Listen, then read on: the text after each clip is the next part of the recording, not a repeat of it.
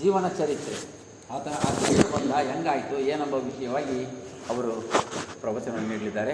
ದಯವಿಟ್ಟು ಅವರ ಕಾರ್ಯಕ್ರಮವನ್ನು ಮುಂದುವರಿಸಬೇಕಂತ ಕೇಳ್ತೀನಿ.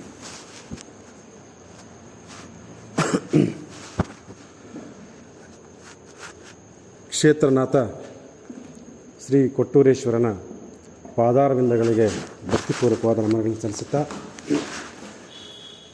ಪ್ರತಿ ಚಿಂತನೆ ಕಾರ್ಯಕ್ರಮದ ಕೇಂದ್ರ ಬಿಂದುವಾಗಿರುವಂತಹ ಚಿಕ್ಕೇನಕೊಪ್ಪಲ ಶರಣರಿಗೂ ಅವರ ಪಾದಕಮಲಗಳಿಗೂ ಮತ್ತೊಮ್ಮೆ ಭಕ್ತಿಪೂರ್ವಕವಾದ ನಮನಗಳನ್ನು ಸಲ್ಲಿಸುತ್ತಾ, ಈ ದಿನದ ಚಿಂತನ ಕಾರ್ಯಕ್ರಮಕ್ಕೆ ಬಂದಿರುವಂತಹ ಎಲ್ಲ ಶರಣೆಯರಿಗೆ ನನ್ನ ವಂದನೆಗಳನ್ನು ಶರಣಾರ್ಥಿಗಳನ್ನು ಸಲ್ಲಿಸುತ್ತಾ ನನ್ನ ಚಿಕ್ಕದಾದ ಒಂದು ತೊದಲ ನುಡಿಗಳನ್ನು ಪ್ರಾರಂಭ ಮಾಡ್ತಾ ಇದ್ದೇನೆ.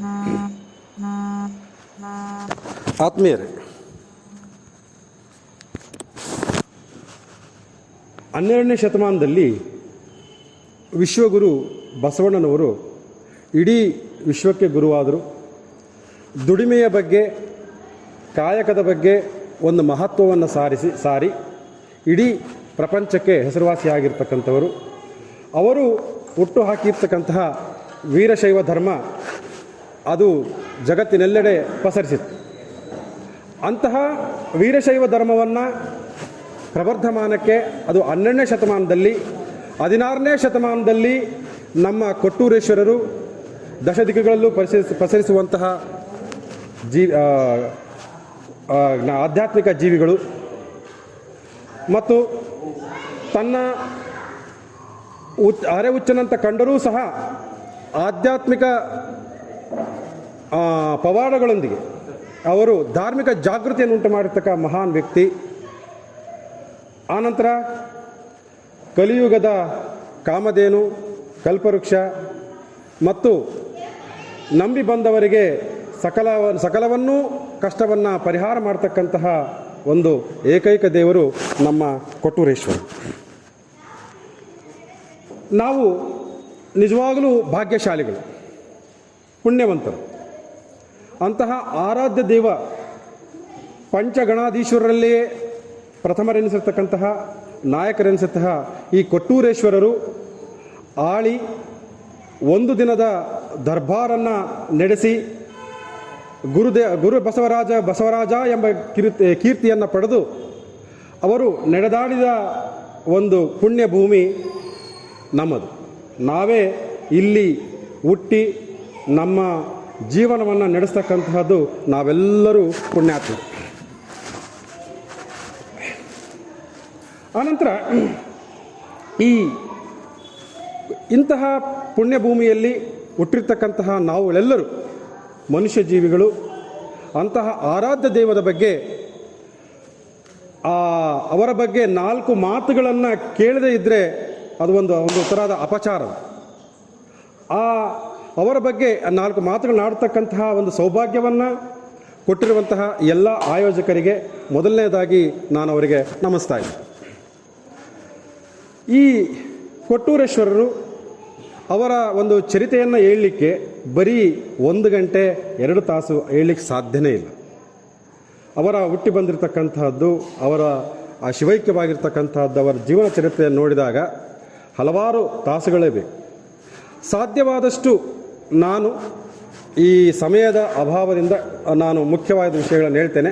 ಒಂದು ವೇಳೆ ಆಗದೇ ಇದ್ದರೆ ಮುಂದಿನ ತಿಂಗಳಲ್ಲಿ ಹೇಳಲಿಕ್ಕೆ ಪ್ರಯತ್ನವನ್ನು ಪಡ್ತೇನೆ. ಈಗಾಗಲೇ ಸರ್ ಹೇಳಿದ ಹಾಗೆ ಹಲವಾರು ಗ್ರಂಥಗಳ ಮೂಲಕ ನೀವು ಇಲ್ಲಿರ್ತಕ್ಕಂತಹ ಹಿರಿಯರು ಶರಣೆಯರು ಈಗಾಗಲೇ ಕೇಳಿರ್ತೀರ, ಈ ಚರಿತೆಯನ್ನು ಈಗಾಗಲೇ ಕೇಳಿರ್ತೀರ. ನಾನು ನನ್ನ ತೊದಲು ನುಡಿಗಳನ್ನು ಹೇಳ್ತೇನೆ. ಒಂದು ವೇಳೆ ತಪ್ಪಿದ್ದರೆ ದಯಮಾಡಿ ಕ್ಷಮಿಸಿ, ಅದನ್ನು ತಿದ್ದುಪಡಿ ಮಾಡಿ ನನಗೆ ಮುಂದಿನ ಒಂದು ಹೇಳಬೇಕಂತ ತಮ್ಮಲ್ಲಿ ಕೋರ್ತಾ ಇದ್ದೆ. ಯಾಕೆಂದರೆ ನಾನು ಹೇಳುವುದೇ ಸತ್ಯವಲ್ಲ.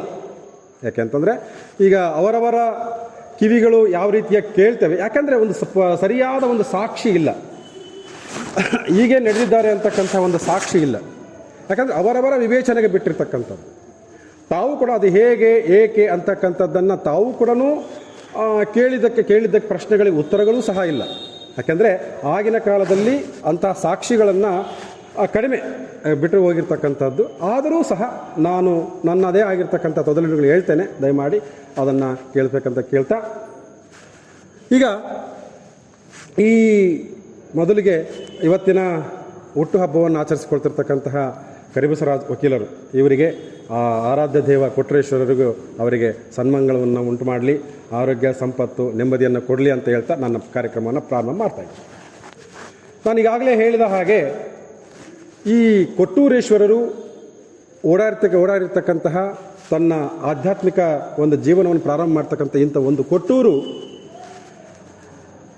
ಈ ಮೊದಲು ಹಾಗಾದರೆ ಕೊಟ್ಟೂರು ಅಂತ ಯಾಕೆ ಬಂದರು, ಕೊಟ್ಟೂರಿನ ಇತಿಹಾಸ ಏನಿತ್ತು ಅನ್ನೋದಾದರೆ, ಮೊದಲನೇದಾಗಿ ಕೊಟ್ಟೂರು, ಈಗ ಕೊಟ್ಟೂರೇಶ್ವರರು ಬಂದಿದ್ದಕ್ಕಾಗಿ ಕೊಟ್ಟೂರು ಬಂತೆ. ಕೊಟ್ಟೂರೇಶ್ವರರು ಬರೋದಕ್ಕಿಂತ ಮುಂಚೆ ಏನಾದರೂ ಕೊಟ್ಟೂರು ಅಂತಕ್ಕಂತಹ ಗ್ರಾಮ ಇತ್ತ ಅನ್ನೋದನ್ನು ನೋಡೋದಾದರೆ, ಈಗ ಉಜ್ಜಿನಿ ಸರ್ಕಲಲ್ಲಿ ಚಿರಿಬಿ ರಸ್ತೆ ಹೋಗ್ತಾ ಇದೆ. ಆ ಚಿರಿಬಿ ರಸ್ತೆಯನ್ನು ನೋಡಿದೆ, ಅಲ್ಲಿ ಕೊಟ್ರಮ್ಮ ದೇವಸ್ಥಾನ ಇದೆ. ಕೊಟ್ರಮ್ಮ ದೇವಸ್ಥಾನ, ಆ ದೇವಸ್ಥಾನ ಮೊದಲಿಗೆ ಅಲ್ಲಿ ಜೈನರ ದೇವಾಲಯವಾಗಿತ್ತು. ಇಲ್ಲಿ ಜೈನ ಬಸದಿಗಳಿತ್ತು, ಇಲ್ಲಿ ಜೈನರ ಆಡಳಿತ ಇತ್ತು. ಶಾತವಾಹನರ ಕಾಲದಲ್ಲಿ ಇಲ್ಲಿ ಜೈನ ಕೇಂದ್ರಗಳಿದ್ದು ಜೈನರ ಒಂದು ಆಡಳಿತ ಇತ್ತು. ಈಗಿನ ಕೊಟ್ರಮ್ಮ ದೇವಾಲಯ ಆಗಿನ ಕೊಟ್ಟವ್ವೆ ಹೆಸರು ನೋಡ್ಕೊಡ್ರಿ, ಕೊಟ್ಟವ್ವೆ ಅಂತಕ್ಕಂತಹ ಗ್ರಾಮ ದೇವತೆ ಆಗಿತ್ತು. ಕೊಟ್ಟವ್ವೆ ಅದು ಜೈನರ ಯಕ್ಷಿಣಿ ಗ್ರಾಮ ದೇವತೆಯಾಗಿತ್ತು. ಅದು ಕೊಟ್ಟವ್ವೆ ಊರು, ಕೊಟ್ಟವ್ವೆ ಊರು, ಕೊಟ್ಟವ್ವ ಊರು, ಕೊಟ್ಟವೂರು, ಕೊಟ್ಟೂರು ಅಂತಕ್ಕಂತಹ ಬಂದಿರತಕ್ಕಂಥ ಪ್ರತೀತಿ ಇದೆ ಅಂತಕ್ಕಂಥದ್ದನ್ನು ನಾವು ನೋಡ್ತೇವೆ. ಅದು ಆಗಿನ ಕಾಲದಲ್ಲಿ ನಿಸರ್ಗ ಕೋಪದಿಂದ ಆ ಊರು ಮುಚ್ಚಿ ಹೋಗಿರಬಹುದು. ಅಲ್ಲ, ಆಗಿನ ಈಗ ಇರ್ತಕ್ಕಂತಹ ಕೊಟ್ರಮ್ಮ ದೇವಾಲಯ ಅದರ ತಳಹದಿಯಲ್ಲೇ ಹೊಸದಾಗಿ ನಿರ್ಮಾಣ ಮಾಡಿರ್ತಕ್ಕಂಥ ದೇವಾಲಯ ಇದು ಕೊಟ್ರಮ್ಮ ದೇವಾಲಯ ಅಂತಕ್ಕಂಥ ಹೆಸರನ್ನು ನೋಡಿ. ಅಲ್ಲಿ ಈಗಲೂ ನೋಡಿ, ನಾನು ನೋಡಿಲ್ಲ, ಅಲ್ಲಿ ಹೋದರೆ ಇನ್ನು ಐತಿಹ್ಯಗಳಿದ್ದಾವೆ, ಅದರಲ್ಲಿ ನಾವು ಅಗೆದಾಗ ಇದು ಐತಿಹ್ಯಗಳಿದ್ದಾವೆ ಅಂತಕ್ಕಂಥದ್ದನ್ನು ನಾವು ಗ್ರಂಥದಲ್ಲಿ ನೋಡ್ತೇವೆ. ಅದು ಎಷ್ಟು ಸತ್ಯ ನಿಮ್ಮ ವಿವೇಚನೆ ಬಿಟ್ಟಿತ್ತು. ಇದು ಅಂದರೆ ಕೊಟ್ಟೂರೇಶ್ವರರು ಬರೋದಕ್ಕಿಂತ ಮುಂಚೆ ಈಗಾಗಲೇ ಕೊಟ್ಟವ್ವೆ ಊರು, ಕೊಟ್ಟೂರು ಅಂತಕ್ಕಂಥದ್ದನ್ನು ನಾವು ನೋಡ್ತೇವೆ. ಬಾಗಳಿ ಶಾಸನದ ಪ್ರಕಾರ 1071 ಇಸ್ವಿನಲ್ಲಿ ರಾಷ್ಟ್ರಕೂಟರ ಆಡಳಿತ ಇರುತ್ತೆ. ಆ ರಾಷ್ಟ್ರಕೂಟರ ಸಣ್ಣ ಆಡಳಿತಗಾರ ಕೊಟ್ಟಿಗ ಅಂತಕ್ಕಂಥವ್ರು ಆಳ್ತಾ ಇರ್ತಾರೆ. ಕೊಟ್ಟಿಗ ಈ ಕೇಂದ್ರ ಪ್ರದೇಶವನ್ನು ಆಳ್ತಾ ಇರೋದಕ್ಕೋಸ್ಕರ ಕೊಟ್ಟಿಗ ಊರು, ಕೊಟ್ಟಿಗನೂರು, ಕೊಟ್ಟಿಗನೂರು, ಕೊಟ್ಟೂರು ಅಂತಕ್ಕಂಥ ಪ್ರತೀತಿ ಇದೆ. ಇದು 11ನೇ ಶತಮಾನದಲ್ಲಿರ್ತಕ್ಕಂತಹ ಒಂದು ಕೊಟ್ಟಿಗನೂರು. ನಮ್ಮ ಕೊಟ್ಟೂರೇಶ್ವರರು ಬಂದಿರತಕ್ಕಂಥದ್ದು 16ನೇ ಶತಮಾನದಲ್ಲಿ. ಅಂದರೆ ಈಗಾಗಲೇ ಕೊಟ್ಟೂರು ಅಂತಕ್ಕಂಥ ಹೆಸರು 4 ಶತಮಾನಗಳಿಂದ ಕೊಟ್ಟೂರೇಶ್ವರ ಬರೋದಕ್ಕಿಂತ ಮುಂಚೆ ಇತ್ತು ಅನ್ನೋದನ್ನು ಒಂದು ಐತಿಹ್ಯವನ್ನು ನಾವು ನೋಡಬಹುದು. ಅದಷ್ಟೇ ಅಲ್ಲ, ಈ ಗದ್ದಿಕಲ್ಲೇಶ್ವರ ದೇವಸ್ಥಾನ ನೋಡಿ, ಅಲ್ಲಿ ಗದ್ದೆಯಲ್ಲಿದೆ, ಅಲ್ಲಿ ಒಂದು ಶಾಸನ ಇದೆ. ಆ ಶಾಸನ 1142ರಲ್ಲಿ ಅದು ಒಂದು ಶಾಸನ ಇದೆ. ಆ ಶಾಸನದಲ್ಲಿ ಹಲವಾರು ಹಳೆಯ ಸಂಸ್ಕೃತ ಪದಗಳು ಇದ್ದಾವೆ. ಅದು ಚಾಲುಕ್ಯ ವಂಶದ, ಕೆಳದಿ ಚಾಲುಕ್ಯ ವಂಶದ ವಿಕ್ರಮಾದಿತ್ಯರ ಕಾಲ. ಆ ಒಂದು ಶಾಸನದಲ್ಲಿ ಒಂದು ಪದ ಬರುತ್ತೆ, ಕೊಟ್ಟೂರು ಮೂಲ ಸಂಸ್ಥಾನಂ ಅಂತಕ್ಕಂತಹ ಒಂದು ಪದ ಇದೆ. ಆ ಪದದಿಂದ ಮೊದಲೇ ಕೊಟ್ಟೂರು ಇತ್ತು ಅನ್ನೋದನ್ನು ನಾವು. ಆನಂತರ 1148ನೇ ಇಸ್ವಿನಲ್ಲಿ ಈ ಕದಂಬರ ಕಾಲದಲ್ಲಿ ನಾಚಿದೇವ ಅಂತಕ್ಕಂತಹನು ಇಲ್ಲಿ ಕೇಂದ್ರವನ್ನು, ಕೋಗಳಿ ಕೇಂದ್ರವನ್ನಾಗಿ ಪ್ರಾಂತ್ಯದನ್ನು ಆಳಿಬಿಟ್ಟು ಇಲ್ಲಿ ಕೊಟ್ಟೂರು 12 ಅಂತಕ್ಕಂತಹ ಒಂದು ಗ್ರಾಮ ಇತ್ತು ಅಂತಕ್ಕಂಥದ್ದನ್ನು ನಾವು ಐತಿಹ್ಯವನ್ನು ನೋಡ್ತೇವೆ. ಆನಂತರ ಇಷ್ಟೇ ಅಲ್ಲ, 1548ನೇ ಇಸ್ವಿ, ಇದು ಈಗಾಗಲೇ ವಿಜಯನಗರ ಸಾಮ್ರಾಜ್ಯದ ಒಂದು ಕಾಲ. ಅಲ್ಲಿ ವಿಜಯನಗರ ಸಾಮ್ರಾಜ್ಯದಲ್ಲಿ ಯಾರು ರಾಮದೇವರಾಯ ಆಡಳಿತ, ಸರ್ ರಾಮರಾಯ ಆಡಳಿತವನ್ನು ಮಾಡ್ತಾ ಇರ್ತಾರೆ. ಇಲ್ಲಿ ಈ ಕೊಟ್ಟೂರನ್ನು ಒಂದು ಪ್ರಾಂತ್ಯವಿತ್ತು ಅಂತಕ್ಕಂಥ, ಅದು ಕೊಟ್ಟೂರು 32 ಅಂತಕ್ಕಂತಹ ಒಂದು ಗ್ರಾಮ ಇತ್ತು. ಇದನ್ನು ಕೇಂದ್ರವಾಗಿಟ್ಟುಕೊಂಡು ಆಡಳಿತವನ್ನು ಮಾಡ್ತಾ ಇದ್ದ. ಅಂದರೆ ಈಗಾಗಲೇ ಕೊಟ್ಟೂರು ಇದು ಈ ರೀತಿಯ ಒಂದು ಐತಿಹ್ಯಗಳಿಂದ ಮೊದಲೇ ಕೊಟ್ಟೂರೇಶ್ವರ ಬರೋದಕ್ಕಿಂತ ಮುಂಚೆ ಕೊಟ್ಟೂರು ಇತ್ತು ಅನ್ನೋದನ್ನು ನಾವು ಸಾಕ್ಷೀಕರಿಸಬಹುದು. ಯಾಕೆ 1232 ಕೊಟ್ಟೂರು 12 ಕೊಟ್ಟೂರು 32 ಯಾಕೆ ಇದ್ದಾವೆ ಅಂತಂದರೆ, ಆಗಿನ ಕಾಲದಲ್ಲಿ ಒಬ್ಬೊಬ್ಬ ಪ್ರಾಂತ್ಯಗಾರರಿಗೆ ಇಷ್ಟಿಷ್ಟು ಹಳ್ಳಿಗಳನ್ನು ಕೊಡ್ತಾ ಇದ್ರು ಆಡಳಿತ ಮಾಡಲಿಕ್ಕೆ. ಅವರ ಒಂದು ಹಳ್ಳಿಗಳಿಗೆ ಸಂಖ್ಯೆಯನ್ನು ಕೊಡ್ತಾ ಹೋಗ್ತಿದ್ರು. ಆ ರೀತಿಯಲ್ಲಿ ಅಲ್ಲಿ 12 ಅಂತ ಕೊಟ್ಟಿದ್ದರು. ಈಗಾಗಲೇ ವಿಜಯನಗರ ಕಾಲಕ್ಕೆ ಕೊಟ್ಟೂರು 32 ಅಂತಕ್ಕಂಥ ಸಂಖ್ಯೆಯನ್ನು ಕೊಟ್ಟಿದ್ದರು. ಈ ರೀತಿಯಾಗಿ ನಾವು ಕೊಟ್ಟೂರನ್ನು ಮೊದಲೇ ಕೊಟ್ಟೂರೇಶ್ವರ ಬರೋದಕ್ಕಿಂತ ಮುಂಚೆ ಈಗಾಗಲೇ ಇತ್ತು ಅನ್ನೋದು. ಒಟ್ಟಾರೆ ಈ ಕೊಟ್ಟೂರು ಅಂತಕ್ಕಂಥದ್ದು ಕೊಟ್ಟೂರೇಶ್ವರರು ಬರೋದಕ್ಕಿಂತ ಮುಂಚೆ ಏನಾಗಿತ್ತು ಅಂದರೆ ಧಾರ್ಮಿಕ ಕೇಂದ್ರವಾಗಿತ್ತು, ಜೈನರ ಆಧ್ಯಾತ್ಮಿಕ ಕೇಂದ್ರವಾಗಿತ್ತು, ಆರ್ಥಿಕವಾಗಿ ಸದೃಢವಾಗಿತ್ತು ಮತ್ತು ಆಡಳಿತದಲ್ಲಿ ಕೇಂದ್ರ ಸ್ಥಾನವಾಗಿತ್ತು ಅನ್ನೋದನ್ನು ನಾವು ಕೊಟ್ಟೂರನ್ನು ನೋಡ್ತೇವೆ. ಇಂತಹ ಕೊಟ್ಟೂರಿಗೆ ಯಾಕೆ ಕೊಟ್ಟೂರೇಶ್ವರ ಬಂದರು, ಬರಲಿಕ್ಕೆ ಕಾರಣ ಏನು? ನಾವು ಅವರ ಕೊಟ್ಟೂರೇಶ್ವರರು ಆಗಮನದಲ್ಲಿ ನಾವು 3 ಒಂದು ಅಂಶಗಳನ್ನು ನೋಡ್ತೇವೆ. ಒಂದು ಚಾರಿತ್ರಿಕವಾಗಿ ನೋಡ್ತೇವೆ, ಮತ್ತು ಪೌರಾಣಿಕವಾಗಿ ನೋಡ್ತೇವೆ. ನಾವು ಪೌರಾಣಿಕವಾಗಿ ನೋಡೋದಾದರೆ ಒಂದು ಕೈಲಾಸದಲ್ಲಿ ಶಿವನ ಒಡ್ಡೋಲಗ, ದೇವಾನುದೇವತೆಗಳು ಭಕ್ತಿಯಲ್ಲಿ ಮೈಮೆರೆದಿರ್ತಾರೆ. ಶಿವಸ್ತುತಿ, ಶಿವನ ಸುದೆ, ಓಂಕಾರ ಮಂತ್ರಗಳು ಮುಗಿಲು ಮುಟ್ಟಿರ್ತಾರೆ. ಎಲ್ಲರೂ ಶಿವನ ತೊಡೆಯಲ್ಲಿ ಪಾರ್ವತಿ, ಜಡೆಯಲ್ಲಿ ಗಂಗೆ ಮತ್ತು ಮಕ್ಕಳಾಗಿರ್ತಕ್ಕಂತಹ ವಿಘ್ನೇಶ ಮತ್ತು ಷಣ್ಮುಖ ಇವರು ಭಾವಸಂತೃಪ್ತರಾಗಿ ಕುಳಿತಾ ಇರ್ತಾರೆ. ಎಲ್ಲರೂ ಶಿವನ ಧ್ಯಾನದಲ್ಲಿ ಇರುವಾಗ ನಮ್ಮ ತ್ರಿಲೋಕ ಸಂಚಾರಿಯಾಗಿರುವಂತಹ ನಾರದರು ಆ ಕೈಲಾಸಕ್ಕೆ ಬರ್ತಾರೆ. ಶಿವ ಕೇಳ್ತಾರೆ, ಏನು ಕೈಲಾಸದ ಭೂಲೋಕದ ಸಮಾಚಾರವೇನು ಅಂತ ಕೇಳಿದಾಗ ಆಗ ನಾರದರು ಹೇಳ್ತಾರೆ, ಶಿವನೇ, ಪ್ರಭುಗಳೇ, ನೀವು 12ನೇ ಶತಮಾನದಲ್ಲಿ ನಮ್ಮ ವೀರಶೈವ ಧರ್ಮವನ್ನು, ಶೈವ ಧರ್ಮವನ್ನು ಒಂದು ಸ್ಥಾಪನೆ ಮಾಡಲಿಕ್ಕೆ ನಿಮ್ಮ ಅನುರಾಗಿ, ನಿಮ್ಮ ಭಕ್ತಿಯ ಒಂದು ಶಿಷ್ಯ ನಂದೀಶನನ್ನು ಕಳಿಸಿದ್ರಿ. ಅವರು 12ನೇ ಶತಮಾನದಲ್ಲಿ ಈಗಾಗಲೇ ತನ್ನ ಘನ ಕಾರ್ಯವನ್ನು ಕಿಂಚಿತ್ತೂ ತಪ್ಪಿಲ್ಲದೆ ಜವಾಬ್ದಾರಿಯುತವಾಗಿ ಮುಗಿಸಿ ಇಡೀ ವಿಶ್ವಕ್ಕೆ ಕಾಯಕದ ಒಂದು ಮಹತ್ವವನ್ನು ತಿಳಿಸಿ ವೀರಶೈವ ಧರ್ಮವನ್ನು ಎಲ್ಲೆಡೆ ಪ್ರಸರಿಸಿದ್ದಾರೆ. ಅವರ ಒಂದು ನಾವು ಅವರ ಬಗ್ಗೆ ಏನು ಕಿಂಚಿತ್ತಿಲ್ಲ. ಈಗ 16ನೇ ಶತಮಾನದಲ್ಲಿ ಆ ವೀರಶೈವ ಧರ್ಮಕ್ಕೆ ಅದು ಕರ್ನಾಟಕ ದೇಶದಲ್ಲಿ, ಆಗ ದೇಶ ಅಂತ ಕರೀತಾರೆ. ಕರ್ನಾಟಕ ದೇಶ ಈಗ ನನಗೆ ಮ್ಯಾಪ್ ಇರಲಿಲ್ಲ. ಕರ್ನಾಟಕ ದೇಶ ಅಂದರೆ ಗೋದಾವರಿ ನದಿಯಿಂದ ಹಿಡಿದು ಕಾವೇರಿ ನದಿಯ ತಕ್ಕ ಇರ್ತಕ್ಕಂತಹ ಒಂದು ಪ್ರಾಂತ್ಯ ಕರ್ನಾಟಕ ದೇಶ. ಅಲ್ಲಿ ಶ್ರೀ ಬಸವೇಶ್ವರ ಸ್ಥಾಪಿಸಿರ್ತಕ್ಕಂತಹ ವೀರಶೈವ ಧರ್ಮ ಅಧಪತನವಾಗ್ತಾ ಇದೆ, ಅಲ್ಲಿ ನಶಿಸಿ ಹೋಗ್ತಾ ಇದೆ, ಆಧ್ಯಾತ್ಮಿಕತೆ ಕಡಿಮೆ ಆಗ್ತಾ ಇದೆ. ಅದಕ್ಕೆ ತಾವುಗಳು ಯಾವ ರೀತಿ ಬಸವಣ್ಣನವರ ಒಂದು ಅನುಯಾಯಿ ಕಳಿಸಿದ್ರೋ ಅದೇ ರೀತಿಯಾಗಿ ಮಹಾನುಭಾವನನ್ನು ನೀವು ಭೂಲೋಕಕ್ಕೆ ಕಳಿಸಬೇಕು ಅಂತಕ್ಕಂಥದ್ದನ್ನು ಮನವಿಯನ್ನು ಮಾಡ್ತಾರೆ.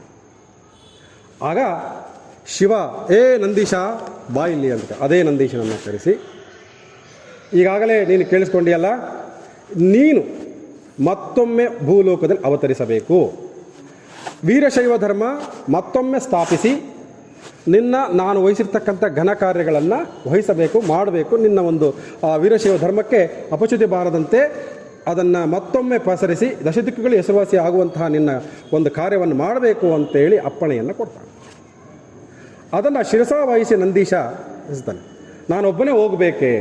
ಇಲ್ಲ, ಹೆದರಬೇಡ, ನಾನು ಕೂಡ ನಿನ್ನ ಒಂದು ಘನ ಕಾರ್ಯಕ್ಕೆ ನಾನು ಕೂಡ ಸಹಕಾರವನ್ನು ನೀಡ್ತೇನೆ, ನಾನು ಕೂಡ ಅವತರಿಸುತ್ತೇನೆ ಅಂತ ಭಾಷೆಯನ್ನು.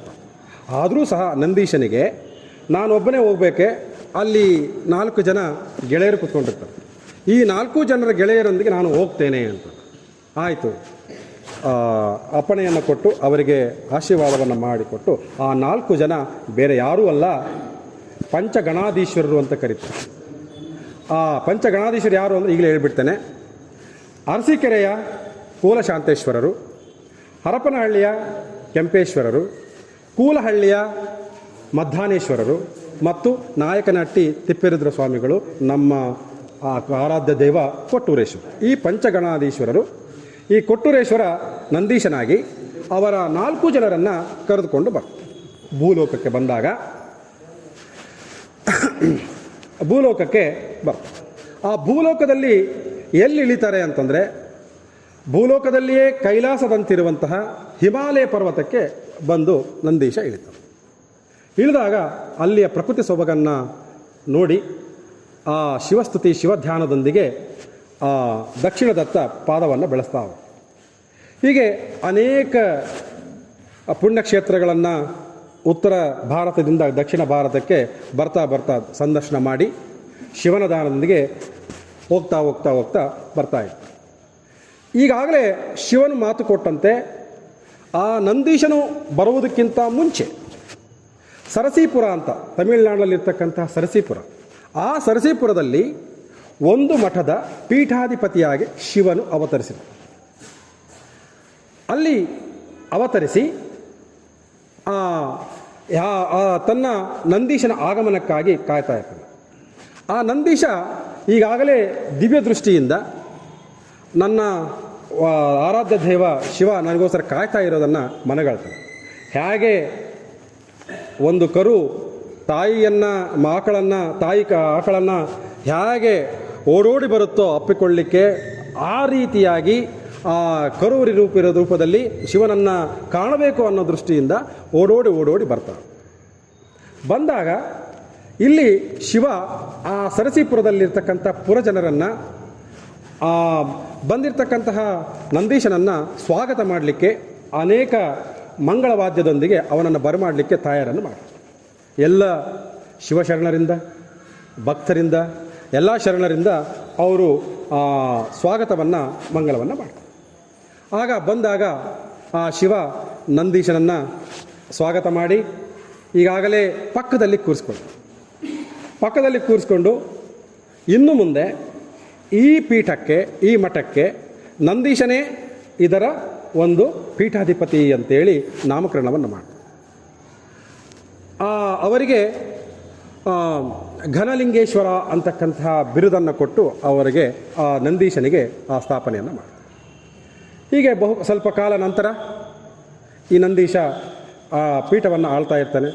ಶಿವನಿಗೆ ಇನ್ನು ನಾನು ಬಂದಿರತಕ್ಕಂತಹ ಕಾರ್ಯ ಮುಗಿತು, ನನ್ನ ಇಲ್ಲಿನ ಒಂದು ಅವತಾರಣ ಮುಗಿತು, ನಾನಿನ್ನು ಹೋಗ್ತೇನೆ ಅಂತೇಳಿ ನಾನು ಶಿವ ಮಾಯವಾಗಿ ಹೋಗ್ತೇನೆ. ಹೀಗೆ ಬಹುಕಾಲ ನಂದೀಶ ಆ ಪೀಠವನ್ನು ಆ ಒಂದು ಸರಸೀಪುರವನ್ನು ಆಳ್ತಾ ಇರ್ತಾನೆ.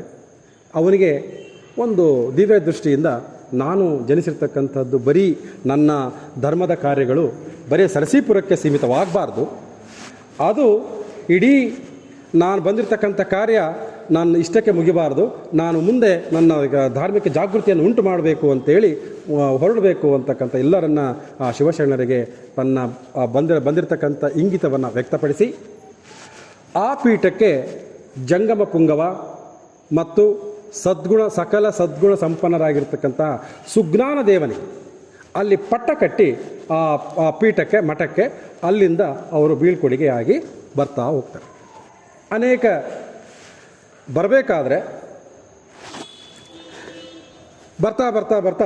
ಬರಬೇಕಾದ್ರೆ ಒಂದು ರಾಮೇಶ್ವರ ಎಲ್ಲ ಒಳ್ಳೆಯ ಧಾರ್ಮಿಕ ಕೇಂದ್ರಗಳನ್ನು ಬರ್ತಾ ಹೋಗ್ತಾರೆ. ಜೊತೆಗೆ ಬಂದು ಇಲ್ಲಿ ಜೊತೆಗೆ ಈ ಪಂಚಗಣಾಧೀಶ್ವರ ಹೇಳಿದ್ನಲ್ಲ, ಅವರು ಸಹ ಸೇರಿಕೊಂಡು ಈ ಕುಪ್ಪಿನ ಕೆರೆ ಅಂತಿದೆ ಕೂಡ್ಲಿಗೆ ಹತ್ರ, ಆ ಕುಪ್ಪಿನ ಕೆರೆಯಲ್ಲಿ ಆಂಜನೇಯ ದೇವಸ್ಥಾನ ಇದೆ. ಎಷ್ಟು ಜನ ನೋಡಿದರೆ ಗೊತ್ತಿದೆ. ಆ ಆಂಜನೇಯನಿಗೆ ಈ 4-5 ಜನ ಪಂಚಗಣಾಧೀಶ್ವರ ಸೇರಿ ಆ ಆಂಜನೇಯ ಹನುಮಂತನಿಗೆ ಒಂದು ಲಿಂಗ ದೀಕ್ಷೆಯನ್ನು ಕೊಟ್ಬಿಟ್ಟು ಅವರು ತಮ್ಮ ತಮ್ಮ ಕಾರ್ಯಕ್ಷೇತ್ರಗಳನ್ನು ಆಯ್ದುಕೊಂಡು ಈಗಾಗಲೇ ಹೇಳಿದಂತೆ ಅರಸೀಕೆರೆ, ಹರಪನಹಳ್ಳಿ, ಕೂಲಹಳ್ಳಿ ಮತ್ತು ನಾಯಕನಹಟ್ಟಿ ಮತ್ತು ಕೊಟ್ಟೂರು ಅವರು ಆಯ್ದುಕೊಂಡು ಅವರವರ ಒಂದು ಧರ್ಮ ಜಾಗೃತಿ ಜವಾಬ್ದಾರಿಯನ್ನು ಕೊಟ್ಟು ಅವರ ಕಾಯಕಗಳಿಗೆ ತೆರಳುತ್ತಾರೆ ಅಂತಕ್ಕಂಥ ಒಂದು ಮಾಹಿತಿ ಕೊಟ್ಟೂರನ್ನು ಆಯ್ದುಕೊಂಡು ಇಲ್ಲಿ ಬಂದರು ಅಂತಕ್ಕಂಥ ಒಂದು ಪೌರಾಣಿಕವಾಗಿರ್ತಕ್ಕಂಥ ಒಂದು ಮಾಹಿತಿ. ಇನ್ನು ಚಾರಿತ್ರಿಕವಾಗಿ ನೋಡಿದರೆ ನಮ್ಮ ಕೊಟ್ಟೂರಿನ ಲೇಖಕರಾಗಿರ್ತಕ್ಕಂಥ ಕುಂ ವೀರೋದ್ರಪುರ್ ಇದು ಬರೀತಾರೆ, ಸರಸೀಪುರ ಅಂತಕ್ಕಂಥದ್ದು ತಮಿಳುನಾಡಲ್ಲಿದೆ. ಯಾಕೆ ಅಂತಂದರೆ ಶೈವರು ಅವರ ಮೂಲ ಸ್ಥಾನ ಅದು ತಮಿಳುನಾಡು, ಕೊಟ್ಟೂರೇಶ್ವರರು ಅಲ್ಲಿಂದ ಬಂದಿರಬಹುದು ಅಂತಕ್ಕಂಥದ್ದನ್ನು ಹೇಳ್ತಾ ಹೋಗ್ತಾರೆ. ಆನಂತರ ಮತ್ತೊಂದು ಒಂದು ಸಾಕ್ಷಿ ಏನು ಹೇಳುತ್ತೆ, ಈ ಪಂಚಗಣಾಧೀಶ್ವರರು ಯಡಿಯೂರು ಸಿದ್ಧಲಿಂಗೇಶ್ವರನ ಶಿಷ್ಯಂದರಾಗಿದ್ದರು ಅಂಥದ್ದನ್ನು ಹೇಳಿ. ಆ ಯಡಿಯೂರು ಸಿದ್ಧಲಿಂಗೇಶ್ವರರು ಈ ಪಂಚಗಣಾಧೀಶ್ವರರಿಗೆ ವೀರಶೈವ ಧರ್ಮದ ಬಗ್ಗೆ ನೀವು ಧರ್ಮ ಜಾಗೃತಿಯನ್ನು ಉಂಟು ಮಾಡಬೇಕು ಅನ್ನೋದನ್ನು ನಿಮ್ಮ ಕಾಯಕಗಳಿಗೆ ತೆರಳ್ರಿ ಅಂತೇಳಿ ಬೇರೆ ಬೇರೆ ಸ್ಥಳಗಳಿಗೆ ಹೋಗಿ ವೀರಶೈವ ಧರ್ಮವನ್ನು ಪ್ರಚುರಪಡಿಸಿ ಅಂತಕ್ಕಂಥದ್ದನ್ನು ಆಶೀರ್ವಾದವನ್ನು ಮಾಡಿ ಕಳಿಸ್ತಾರೆ. ಆ ರೀತಿಯಾಗಿ ಕೊಟ್ಟೂರೇಶ್ವರರು ಬರ್ತಾ ಇರ್ತಾರೆ. ಬರಬೇಕಾದ್ರೆ ಈ ಹಾಸನ ಜಿಲ್ಲೆಯ ಚನ್ನರಾಯಪಟ್ಟಣ ಅಂತಿದೆ. ಆ ಪಟ್ಟಣದಲ್ಲಿ ನುಗ್ಗೇನಹಳ್ಳಿ ಅಂತಿದೆ. ಆ ನುಗ್ಗೇನಹಳ್ಳಿಯಲ್ಲಿ ಬರ್ತಾ ಸಾಯಂಕಾಲ ಆಗ್ತದೆ, ಒಂದು ಮಠ ಸಿಗ್ತದೆ. ಆಗಿನ ಕಾಲದಲ್ಲಿ ಸಾಧು ಸಂತರಿಗೆ ಒಂದು ವಾಸಸ್ಥಾನ ಯಾವುದಪ್ಪ ಅಂದರೆ ಆ ಮಠಗಳು, ದೇವಸ್ಥಾನಗಳು. ಸಾಯಂಕಾಲ ಆಗಿರುತ್ತೆ. ಅಲ್ಲಿರ್ತಕ್ಕಂಥ ಅರ್ಚಕರ ಹೆಸರು ಕರಿಲಿಂಗೇಶ್ವರ ಅಂತ.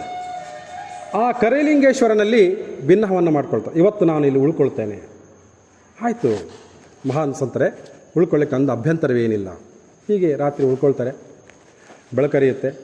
ಬೆಳಗಿನ ಒಂದು ಬ್ರಾಹ್ಮಿ ಮುಹೂರ್ತದಲ್ಲಿ ಮತ್ತೆ ಕರಿಲಿಂಗೇಶ್ವರರಿಗೆ ಹೇಳ್ತಾರೆ, ನಾನು ಈಗ ಪೂಜೆಯನ್ನು ಮಾಡ್ತೇನೆ, ಲಿಂಗ ಪೂಜೆಯನ್ನು ಮಾಡ್ತೇನೆ, ಯಾರನ್ನೂ ನೀನು ಒಳಗೆ ಬಿಡಬಾರ್ದು, ಯಾವ ಕಾರಣಕ್ಕೂ ನೀನು ಒಳಗೆ ಬಿಡಬಾರ್ದು, ಮತ್ತು ನೀನು ಬರಬಾರ್ದು. ನಾನು ಪೂಜೆ ಮುಗಿಸ್ಕೊಂಡು ಹೊರಗೆ ಬರೋ ತನಕ ನೀನು ಬರಲೇಬಾರ್ದು, ಮತ್ತು ಯಾರನ್ನು ಬಿಡಬಾರ್ದು, ನೀನು ಕಾವಲುಗಾರನಾಗಿ ಹೊರಗೆ ನೀನು ಕಾಯ್ತಾ ಇರಬೇಕು ಅಂತೇಳಿ ಅವ್ರಿಗೆ ಅಪ್ಪಣೆಯನ್ನು ಕೊಟ್ಟು ಲಿಂಗ ಪೂಜೆಯನ್ನು ಮಾಡ್ತಾರೆ. ಅರ್ಧ ಗಂಟೆ ಆಗುತ್ತೆ, ಒಂದು ಗಂಟೆ ಆಗುತ್ತೆ, ಬರಲಿಲ್ಲ. ಅಲ್ಲಿಗೆ ಒಬ್ಬ ಸಾಧ್ವಿ ಹೆಣ್ಮಗಳು ನೈವೇದ್ಯವನ್ನು ತಂದು ಕರಿಲಿಂಗೇಶ್ವರಿ ನಾನು ನೈವೇದ್ಯವನ್ನು ಮಾಡಬೇಕು ಅಂತೇಳಿ ಅವರು ಕೇಳ್ಕೊಳ್ತಾಳೆ. ಇಲ್ಲಮ್ಮ, ಒಬ್ಬ ಮಹಾನ್ ಸಂತರು ಬಂದಿದ್ದಾರೆ, ಅವರ ಒಂದು ಪೂಜೆ ಆಗೋ ತನಕ ಯಾವ ಕಾರಣಕ್ಕೂ ನಾನು ಬಿಡೋದಿಲ್ಲ. ಇಲ್ಲ, ಆಯಿತು ಅಂತ ಕಾಯ್ತಾರೆ. ಸುಮಾರು ಹೊತ್ತು ಕಾದ ಮೇಲೆ ಆಯಮ್ಮನಿಗೆ ಮತ್ತು ನಾನು ದುಡಿಲಿಕ್ಕೆ ಹೋಗಬೇಕು, ನನಗೆ ಲೇಟ್ ಆಗ್ತದೆ, ದಯಮಾಡಿ ಬಿಡ್ರಿ. ಆತ ಯೋಚಿಸ್ಬಿಟ್ಟು ಹೆಂಗೆ ಪೂಜೆ ಆಗ್ತದೆ, ಕಣ್ಣು ಮುಚ್ಕೊಂಡಿರ್ತಾರೆ, ಹೆಂಗೆ ಹೋಗಿ ಬಂದುಬಿಡೋಣ ಅಂತೇಳಿ ಸಡನ್ನಾಗಿ ಒಳಗೆ ಹೋಗಿ ನೋಡ್ತಾರೆ. ಆ ಶ್ರೀ ಕೊಟ್ಟೂರೇಶ್ವರರು 5 ಅಡಿ ಎತ್ತರದಲ್ಲಿ ಕುಳಿತುಕೊಂಡು ಲಿಂಗ ಪೂಜೆಯನ್ನು ಮಾಡ್ತಾರೆ. ಅದನ್ನು ನೋಡಿ ಆ ಕರಿಲಿಂಗೇಶ್ವರ ಅರ್ಚಕನಿಗೆ ಬುದ್ಧಿ ತಪ್ಪಾಯಿತು, ನೀವು ಬರಬೇಡ ಅಂದು ಕೂಡ ಬಂದುಬಿಟ್ಟೆ, ನಾನು ತಪ್ಪಾಯಿತು, ಕ್ಷಮಿಸಬೇಕು ಅಂತ ಗೋಗರಿ, ಯಾವ ರೀತಿಯಾಗಿ ನಾನು ಶಾಪವನ್ನು ಕೊಡಬಾರ್ದು ಅಂತ. ಆಗ ಕೊಟ್ಟೂರೇಶ್ವರರು ಆ ತಪ್ಪನ್ನು ಮನ್ನಿಸಿ, ನೋಡು, ಇದುವರೆಗೂ ಯಾರೂ ಜಗತ್ತಿನಲ್ಲಿ ನನ್ನ ಪೂಜೆಯನ್ನು ಇವತ್ತಿನವರೆಗೆ ಯಾರೂ ನೋಡಿಲ್ಲ, ಪ್ರಪ್ರಥಮವಾಗಿ ನೀನೇ ನೋಡಿದ್ದೀಯ. ಇನ್ನು ಮುಂದೆ ನಾನು ಎಲ್ಲಿ ನೆಲೆಸಿರ್ತೀನೋ ನೀನು ನಿನ್ನ ಮನೆತನದವರು ಮಾತ್ರ ನನ್ನ ಪೂಜೆಯನ್ನು ಮಾಡಬೇಕು ಅಂತೇಳಿ ಆಶೀರ್ವಾದವನ್ನು ಕೊಡ್ತಾರೆ. ಆ ಕರಿಲಿಂಗೇಶ್ವರ ವಂಶಸ್ಥರು ಈ ಕೊಟ್ಟೂರಲ್ಲಿ ನೆಲೆಸಿದಾಗ ಆ ಕರಿಲಿಂಗೇಶ್ವರ ವಂಶಸ್ಥರು ಐನಹಳ್ಳಿಯಲ್ಲಿ ವಾಸವನ್ನು ಮಾಡ್ತಾರೆ. ಆ ಕರಿಲಿಂಗೇಶ್ವರರಿಗೆ 5 ಜನ ಹೆಣ್ಣು ಮಕ್ಕಳು ಹುಡ್ತಾರೆ, 5 ಜನ ಮಕ್ಕಳು. ಅದರಲ್ಲಿ 4 ಜನ ಗಂಡು ಮಕ್ಕಳು, ಒಬ್ಬಳು ಹೆಣ್ಣು ಮಕ್ಕಳು. ಆ 4 ಜನ ಮಕ್ಕಳಿಗೆ ಮೊದಲನೇವರಿಗೆ 3 ಗಂಡು ಮಕ್ಕಳು, ಎರಡನೇವರಿಗೆ 5 ಜನ ಗಂಡು ಮಕ್ಕಳು, ಮೂರನೇವರಿಗೆ 7 ಜನ ಗಂಡು ಮಕ್ಕಳು, 4ನೇವರಿಗೆ 9 ಜನ ಗಂಡು ಮಕ್ಕಳು. ಹೀಗೆ ಹುಡ್ತಾರೆ. ಈಗ ಅವರೆಲ್ಲರೂ ಕೊಟ್ಟೂರೇಶ್ವರನ ಪಾದಗಳಿಗೆ ಮತ್ತು ಪೂಜೆ ಮಾಡಬೇಕಲ್ಲ, ಎಲ್ಲರೂ ನೀವು ನನ್ನ ಪೂಜೆಯನ್ನು ಮಾಡಬೇಕು ಅಂತೇಳಿ ಇವತ್ತಿಗೂ ಕೊಟ್ಟೂರೇಶ್ವರ ದೇವಸ್ಥಾನದಲ್ಲಿ ಆ ಕರಿಲಿಂಗೇಶ್ವರ ಸ್ವಾಮಿಗಳ ವಂಶಸ್ಥರೇ ಇವತ್ತಿಗೂ ಕೂಡ ಅವ್ರ ಪಾಲು ಅಂತ ನನಗೆ ಗೊತ್ತಿಲ್ಲ, ಆ ಪಾಲುಗಳನ್ನು ಮಾಡ್ತಾರೆ. 3 ಪಾಲು, 7 ಪಾಲು, 9 ಪಾಲು ಅಂತೇಳಿ ಅದು ಗೊತ್ತಿಲ್ಲ, ಅವ್ರು ಕೇಳಿದ್ರೆ ಗೊತ್ತಾಗುತ್ತೆ, ನಿಮ್ಮ ಊಹೆಗೆ ಬಿಟ್ಟಿದ್ದು. ಆ ಪಾಲುಗಳನ್ನು ಮಾಡ್ಕೊಂಡು ಇವತ್ತಿಗೂ ಆ ಪೂಜಾ ಕೈಂಕರ್ಯದಲ್ಲಿ ನೋಡೋದನ್ನು ನಾವು ಇವತ್ತು ನೋಡ್ತೇವೆ. ಆಮೇಲೆ ಈ ಪೂಜೆಯನ್ನು ಮಾಡಿದ್ರಿ, ಆ ಒಬ್ಬಳು ಹೆಣ್ಮಗಳಿದ್ದಲ್ಲ, 4 ಜನ ಗಂಡು ಮಕ್ಕಳು, ಒಬ್ಬಳು ಹೆಣ್ಮಗಳು. ಅಪ್ಪ ಕೊಟ್ಟರೇಶ, 4 ಜನ ಗಂಡು ಮಕ್ಕಳಿಗೇನೋ ನಿನ್ನ ಒಂದು ಸೇವೆಯನ್ನು ಮಾಡಲಿಕ್ಕೆ ನೀನು ಆಶೀರ್ವಾದವನ್ನು ಮಾಡಿದೀಯಾ, ನಾನೇನು ತಪ್ಪು ಮಾಡಿದೆ, ನನಗೂ ಒಂದು ನಿನ್ನ ಸೇವೆಯನ್ನು ಮಾಡಲಿಕ್ಕೆ ನನಗೆ ಅವಕಾಶವನ್ನು ಕೊಡು ಅಂತ ಕೇಳ್ತಾರೆ. ಆಯಿತು ತಾಯಿ, ನಾನು ಎಲ್ಲಿ ಶಿವೈಕ್ಯವಾಗ್ತೀನೋ, ಎಲ್ಲಿ ಲಿಂಗೈಕ್ಯವಾಗ್ತೀನೋ ಆ ಸ್ಥಳದಲ್ಲಿ ನಿಮ್ಮ ಅಣ್ಣ ತಮ್ಮಂದಿರು ತಂದಿರತಕ್ಕಂಥ ನೈವೇದ್ಯವನ್ನು ನೀನೇ ನನಗೆ ನೈವೇದ್ಯವನ್ನು ಮಾಡಬೇಕು ಅಂತೇಳಿ ಒಂದು ಆಶೀರ್ವಾದವನ್ನು ಮಾಡ್ತಾರೆ. ಇವತ್ತಿಗೂ ನಾವು ಹಿರೇಮಠದಿಂದ ಕೊಟ್ಟೂರೇಶ್ವರ ನೈವೇದ್ಯ ಗಚ್ಚಿನ ಮಟ್ಟಕ್ಕೆ ಹೋಗ್ತದೆ. ಅಲ್ಲಿ ನೈವೇದ್ಯವನ್ನು ಮಾಡೋದನ್ನು ಆ ಮಧ್ಯಾಹ್ನ ಮತ್ತು ರಾತ್ರಿ ಈ ನೈವೇದ್ಯ ಅವರೇ ಪೂಜೆ ನೈವೇದ್ಯವನ್ನು ಮಾಡಬೇಕು ಅಂತೇಳಿ ಈಗಲೂ ಆ ಪ್ರತೀತಿ ನಡೀತಾ ಇದೆ, ಇವತ್ತಿಗೂ ನಾವು ನೋಡಬಹುದು. ಆಗ ಆ ಒಂದು ಪವಾಡ ನಡೀತಾ ಆನಂತರ ಕೊಟ್ಟೂರಿಗೆ ಬರ್ತಾರೆ. ಕೊಟ್ಟೂರಿಗೆ ಬಂದಾಗ ಇಲ್ಲಿರ್ತಕ್ಕಂತಹ ಇನ್ನೊಂದು ಚಾರಿತ್ರಿಕವಾಗಿ ನೋಡಿದರೆ, ವಿಜಯನಗರ ಕಾಲದಲ್ಲಿ ರಾಮರಾಯರ ಕಾಲದಲ್ಲಿ ಅಲ್ಲಿ ವಿಜಯನಗರ ಅರಸರು ಯಾವಾಗಲೂ ವೈಷ್ಣವ ಪಂಥವರು, ವಿಷ್ಣುವಿನ ಆರಾಧಕರು. ಅಲ್ಲಿ ವೈಷ್ಣವ ಪಂಥ ಸಾಕಷ್ಟು ನಡೀತಾ ಇರುತ್ತೆ. ಅಲ್ಲಿ ಶೈವ ಪಂಥಕ್ಕೆ ಪ್ರಬದ್ಧಮಾನದಲ್ಲಿರುತ್ತೆ, ಶೈವ ಪಂಥಕ್ಕೆ ಅಲ್ಲಿ ನಗಣ್ಯದಾಗಿದೆ. ವೀರಶೈವ ಧರ್ಮವನ್ನು ಪ್ರಚಾರ ಮಾಡಲಿಕ್ಕೆ, ಅಲ್ಲಿ ಸ್ಥಾಪಿಸಲಿಕ್ಕೆ ಕೊಟ್ಟೂರೇಶ್ವರರಿಗೂ ಮತ್ತು ಪಂಚಗಣಾಧೀಶ್ವರಿಗೂ ಒಂದು ಅವಕಾಶ ಸಿಗೋದಿಲ್ಲ. ಆ ವೀರಶೈವ ಧರ್ಮವನ್ನು ಪ್ರಚಾರ ಮಾಡಲಿಕ್ಕೆ, ಸ್ಥಾಪಿಸಲಿಕ್ಕೆ ಎಲ್ಲಿ ಅನುಕೂಲವಾಗಿರ್ತಕ್ಕಂಥ ಸ್ಥಳ ಅಂತೇಳಿ ಹುಡುಕೊಳ್ತಾ ಬರ್ತಾರೆ. ಆ ಕೊಟ್ಟೂರಿಗೆ ಬಂದಾಗ ಇಲ್ಲಿಯ ಒಂದು ಸ್ಥಿತಿಯನ್ನು ನೋಡ್ತಾರೆ. ಇಲ್ಲಾಗಲೇ ಜೈನರ ಒಂದು ಆಧ್ಯಾತ್ಮಿಕ ಕೇಂದ್ರವಾಗಿತ್ತು. ಆನಂತರ ಇಲ್ಲಿ ಅನೇಕ ಸಾಧು ಸಂತರು ವಾಸವಾಗಿದ್ದರು. ಇಲ್ಲಿ ಮುಖ್ಯವಾಗಿ ಸಾಮಾಜಿಕ ಅಸಮತೋಲನ ಅಸಮಾನತೆ ಎದ್ದು ಕಾಣ್ತಾ ಇತ್ತು. ಅಂದರೆ ಅರ್ಥ ಆಗಿರಬೇಕಿದೆ, ಮೇಲ್ವರ್ಗದ ಜನರು ಕೆಳವರ್ಗದ ಜನರನ್ನು ಒಂದು ಶೋಷಣೆಯ ಒಂದು ಸ್ಥಳವನ್ನು ಮಾಡಿಕೊಂಡಿದ್ರು. ಇದನ್ನು ಹೋಗಲಾಡಿಸಲಿಕ್ಕೆ ಒಳ್ಳೆಯ ಸೂಕ್ತವಾದ ಸ್ಥಳ ಅಂತೇಳಿ ಇಲ್ಲಿಗೆ ಕೊಟ್ಟೂರೇಶ್ವರ ಬಂದಿರಬಹುದು ಅಂತಕ್ಕಂಥ ಒಂದು ಊಹಾಪೋಹ ಇದೆ. ಈ 4 ಘಟನೆಗಳನ್ನು ನೋಡಿದಾಗ ನಿಮ್ಮ ವಿವೇಚನೆಗೆ ಯಾವ ರೀತಿಯ ಕೊಟ್ಟೂರೇಶ್ವರ ಬಂದಿರಬಹುದು ಅಂತ ಒಂದು ನಾವು ಸಾಕ್ಷೀಕರಿಸಿ ಹೇಳಿ. ಹಾಗಾದರೆ ಕೊಟ್ಟೂರೇಶ್ವರರು ಬಂದಾಗ ಎಲ್ಲಿದ್ದರು, ಯಾವ ರೀತಿಯಾಗಿದ್ದರು ನಾನು ನೋಡಿದೆ. ಮೊದಲು ಅವರು ಯಾವ ರೀತಿಯಾಗಿದ್ದರು ಅಂದರೆ, ಉದ್ದನೆಯ ಒಂದು ಕಾವಿ ಬಟ್ಟದ ಜಟಾಧಾರಿಯಾಗಿ, ನಿಲುವಂಗಿಯನ್ನು ಹಾಕಿಕೊಂಡು ಜಟಾಧಾರಿಯಾಗಿ, ದಪ್ಪನೆಯ ವಿಭೂತಿಯನ್ನು ಬೆಳೆದುಕೊಂಡು, ದಪ್ಪನೆಯ ರುದ್ರಾಕ್ಷಿಯನ್ನು ಹಾಕಿಕೊಂಡು, ಕೈಯಲ್ಲಿ ಕಮಂಡಲವನ್ನು ಹಿಡಿದುಕೊಂಡು ಹೋಗ್ತಾರೆ. ಅವರನ್ನು ನೋಡಿದರೆ ಸಾಕ್ಷಾತ್ ಶಿವನೇ ಕಂಡ ರೀತಿಯಲ್ಲಿ ಕಾಣ್ತಾರೆ. ಆದರೆ ಇಲ್ಲಿಗೆ ಬಂದಾಗ ಪ್ರಪ್ರಥಮವಾಗಿ ಬಂದಿರತಕ್ಕಂತಹದ್ದು ಈ ಕಲ್ಯಾಣ ಮಂಟಪದ ಪಕ್ಕದಲ್ಲಿರ್ತಕ್ಕಂತಹ ಮೂರ್ಕಲ್ ಮಠಕ್ಕೆ ಬರ್ತದೆ. ಆ ಮೂರ್ಕಲ್ ಮಠ ಮೊದಲಿಗೆ ಅದು ಜೈನರ ಬಸದಿಯಾಗಿದೆ. ಈಗಲೂ ನೋಡ್ಬೋದು, ಅದರ ಒಂದು ರೂಪುರೇಷೆಯನ್ನು ನೋಡಿದಾಗ ಅದು ಜೈನರ ಬಸದಿ ಥರ ಕಾಣಿಸುತ್ತೆ. ಆ ಕಲ್ಲಿನ ಒಂದು ಕಟ್ಟಡದ ಒಂದು ಡಿಸೈನನ್ನು ನೋಡಿದಾಗ ಅದು ಜೈನರ ಬಸದಿ ಕೇಂದ್ರವಾಗಿತ್ತು. ಆ ದೇವಸ್ಥಾನದ ಹೆಸರು ಜೈನರ ದೇವಾಲಯ ಉಡುಕೇಶ್ವರ ದೇವಾಲಯವಾಗಿತ್ತು. ಆ ಉಡುಕೇಶ್ವರ ದೇವಾಲಯಕ್ಕೆ ಇವರು ಪ್ರಪ್ರಥಮರಾಗಿ ಬಂದಿದ್ದಾರೆ. ಇಲ್ಲಿ ನಾವು ಒಂದು ಜಿಜ್ಞಾಸೆ ಇದೆ, ಇವರೇನು ಪ್ರೌಢಾವಸ್ಥೆಯಲ್ಲಿ ಬಂದರೋ ಅಥವಾ ಬಾಲಕನಾಗಿ ಬಂದರೋ ಇನ್ನೂ ನಮಗಿನ್ನೂ ಗೊತ್ತಾಗಿದೆ. ಇಲ್ಲಿ ಬಾಲಕನಾಗಿ ಬರ್ತಾನೆ ಅಂತಕ್ಕಂತಹ ಒಂದು ನೋಡಿದಾಗ ಇವರು ಆಧ್ಯಾತ್ಮಿಕ ಲೋಕದಲ್ಲಿ ತನ್ನದೇ ಆಗಿ ಏನೇನೋ ಮಾತಾಡ್ಕೊಳ್ತಾ ಇರ್ತಾರೆ, ಹೆಂಗೆಂಗೋ ಇರ್ತಾರೆ. ಇವರನ್ನು ನೋಡಿ ಜನರು ಅರೆ ಹುಚ್ಚ ಅಂತ ಕರೀತಾರೆ, ಹುಚ್ಚ ಹುಚ್ಚ ಹುಚ್ಚ ಅಂತ ಕರೀತಾರೆ. ಆದರೆ ಆ ಪವಾಡಗಳ ಮೂಲಕ, ಮುಂದೆ ಹೇಳ್ತೀನಿ ಯಾವ ಪವಾಡಗಳು ಅಂತೇಳಿ, ಆ ಪವಾಡಗಳ ಮೂಲಕ ಜನರನ್ನು ಆಕರ್ಷಣೀಯವಾಗಿ ಆಧ್ಯಾತ್ಮಿಕವಾಗಿ ಅವರಿಗೆ ಧರ್ಮ ಜಾಗೃತಿಯನ್ನು ಉಂಟು ಮಾಡಿ ಈ ಮೂರ್ಕಲ್ ಮಠದಲ್ಲಿ ಪ್ರಪ್ರಥಮವಾಗಿ ವಾಸ ಮಾಡ್ತಾರೆ. ಬರಬರ್ತಾ ಯಾವಾಗ ಕೊಟ್ಟೂರೇಶ್ವರ ಪವಾಡಗಳಿಂದ ಧರ್ಮ ಜಾಗೃತಿಯಿಂದ ತನ್ನ ಘನ ಕಾರ್ಯಗಳಿಂದ ಮಾಡ್ತಾ ಕೊಟ್ಟೂರೇಶ್ವರ ಹೆಸರುವಾಸಿ ಆದರು. ಆನಂತರ ಅದು ಮೂರ್ಕಲ್ ಮಠ ಹೆಸರು ಹೋಗಿ ಈಗ ಅಂತಾರೆ, ಆದರೂ ಸಹ ಕೊಟ್ಟೂರೇಶ್ವರ ದೇವಾಲಯ ಅಂತಕ್ಕಂಥ ನಾಮಕರಣವಾಯಿತು. ಯಾಕೆ ಮೂರ್ಕಲ್ ಮಠ ಅಂತ ಕರೀತಾರೆ ಅಂದರೆ, ಇಲ್ಲಿ 3 ಗರ್ಭಗುಡಿಗಳನ್ನು ನೋಡ್ತೀವಿ. ನೀವು ಒಳಗೋಗಿ ನೋಡಿರಿ, ಅದು ಹೆಚ್ಚಿಗೆ ಹೇಳೋದು ಬೇಕಾಗಿಲ್ಲ, ಸಮಯ ಆಯಿತು. ಅದು ನೀವು ನೋಡಿದರೆ ಗೊತ್ತಾಗ್ತದೆ. ಆ ಒಂದು 3 ಗರ್ಭಗುಡಿಗಳಿರೋದ್ರಿಂದ 3 ದೇವಸ್ಥಾನ ಮೂರ್ಕಲ್ ಮಠ ಅಂತಕ್ಕಂಥ ಹೆಸರನ್ನು ಬೇಡ. ಅಲ್ಲಿ ಒಂದು ಪವಾಡ ನಡೆಯುತ್ತೆ. ಕೊಟ್ಟೂರೇಶ್ವರರು ಧ್ಯಾನಾಸಕ್ತರಾಗಿರ್ತಾರೆ. ಮೈ ಮೇಲೆ ಪ್ರಜ್ಞೆ ಇರೋದಿಲ್ಲ.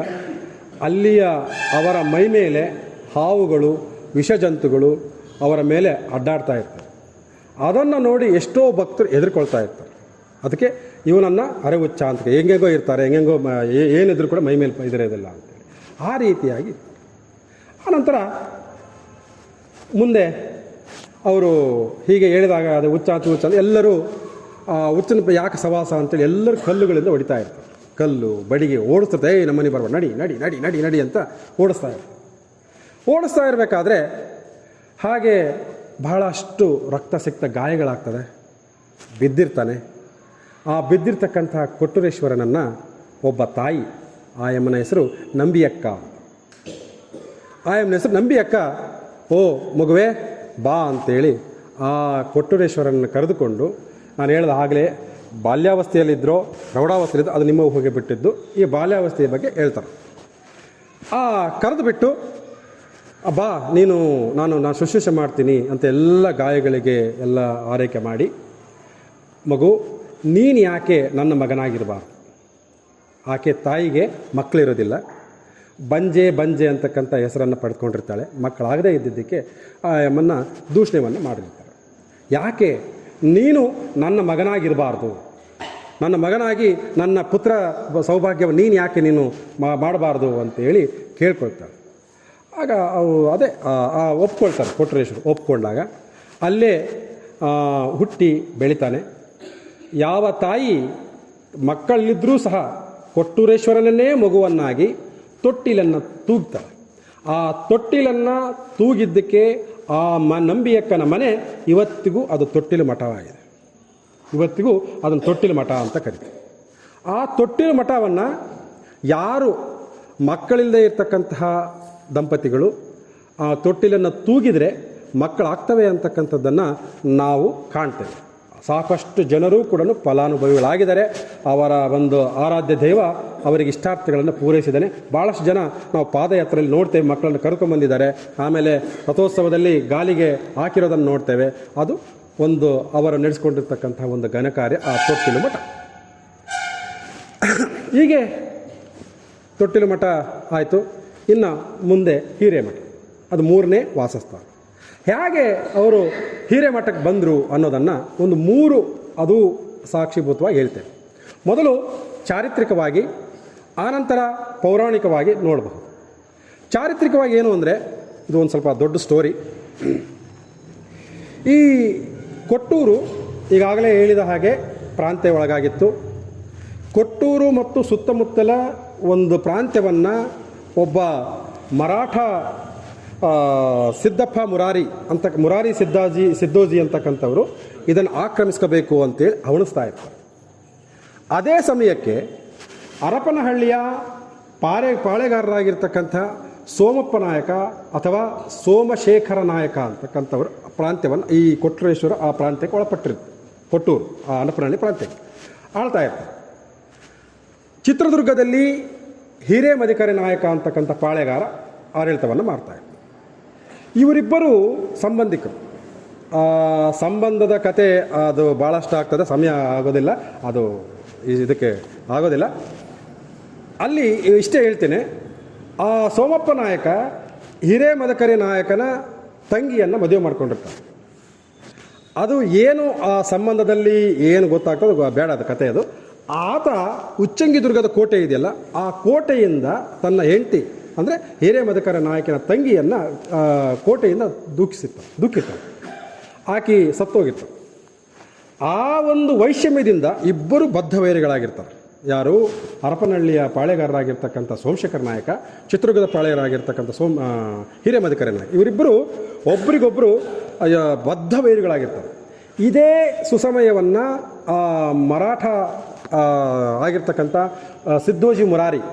ಮುರಾರಿ ಸಿದ್ದೋಜಿ ಅವರು ಅದನ್ನು ಕಾಯ್ತಾ ಇರ್ತಾರೆ. ಅವರೇನು ಮಾಡ್ತಾರೆ, ನಮ್ಮ ಭಾರತೀಯರ ವೀಕ್ನೆಸ್ ಹೆಂಗಿದೆ ನೋಡ್ರಿ. ಚಿತ್ರದುರ್ಗದ ಹಿರೇಮಧಿಕಾರಿ ನಾಯಕರಿಗೆ ಒಂದು ವಿಷಯವನ್ನು ತಿಳಿಸ್ತಾರೆ. ನೀನು ಯಾಕೆ ಹರಪನಹಳ್ಳಿ ಪಾಳೆಗಾರ ಯುದ್ಧಕ್ಕೆ ಹೋಗಬಾರ್ದು, ನಾನು ಸೈನ್ಯವನ್ನು ಕಳಿಸ್ತೇನೆ, ನಾನು ಸಹಾಯವನ್ನು ಮಾಡ್ತೇನೆ.